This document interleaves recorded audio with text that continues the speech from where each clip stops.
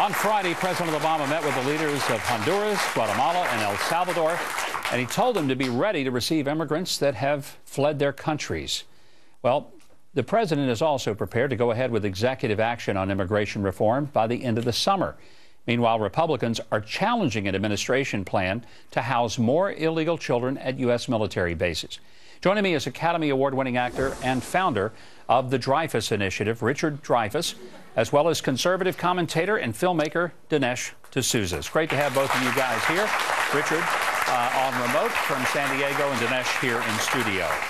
Richard, let me start with you because since we have last talked, there has been quite a bit of news and development in the area of immigration.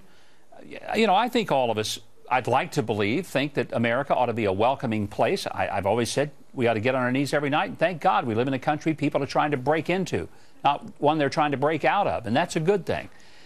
But are our leaders being sensitive enough to the issue and balancing the legal aspects and the humanitarian? I would say that we're not being told enough about either side of this issue for us to be informed enough to have a real opinion. I do think that there's a kind of ethic in the country which is on the side of compassion, and when you're talking about children, you have to be slightly more compassionate than normal.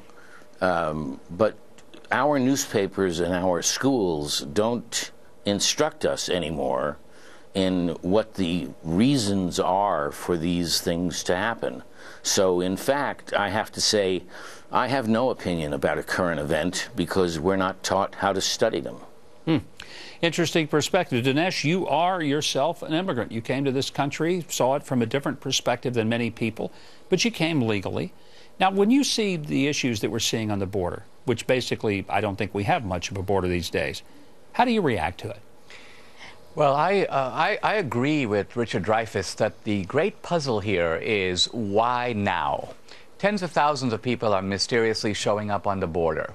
Now, we call them refugees. They're not refugees because a refugee is somebody who is coughed up by a tyranny in a foreign country or some sort of revolution that is causing an exodus of refugees. None of that's happening in South America right now.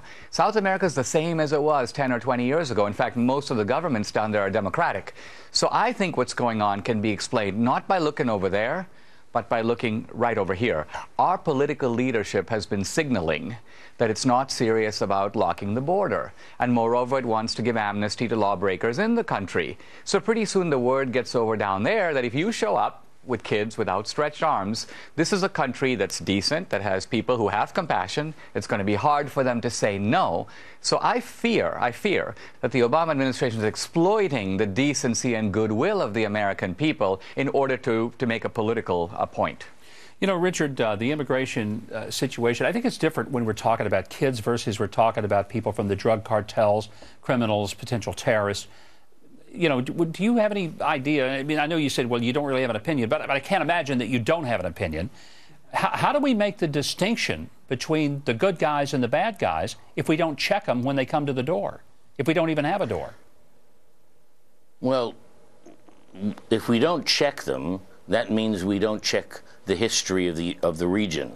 And to say that 20 years ago is the same as now, we had gangs killing families, and people worked against those gangs through their fathers who were then killed. And it took 20 years for people to realize that these kids were on their own, and they'd better get the hell out of there. But it's not that it's a different situation up here. It's the same situation that we've learned how to deal with or they've learned how to deal with differently. And I admit, you know, we're not supposed to take care of all the problems of the world. We are not. But when children show up at our borders and we want to turn them back to what? To the people who raped their sisters and killed their brothers?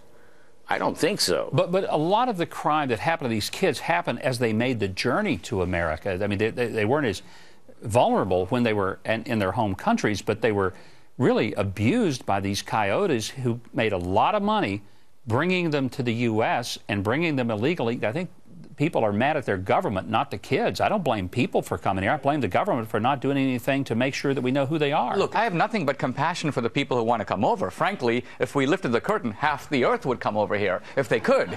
But my point is, I would just tell them, look, there's a process. We're a very generous country. We let in 800,000 to 1 million people legally every year. So I understand your plight. There's a line, and there's a process. Follow the process, and you'll become a citizen.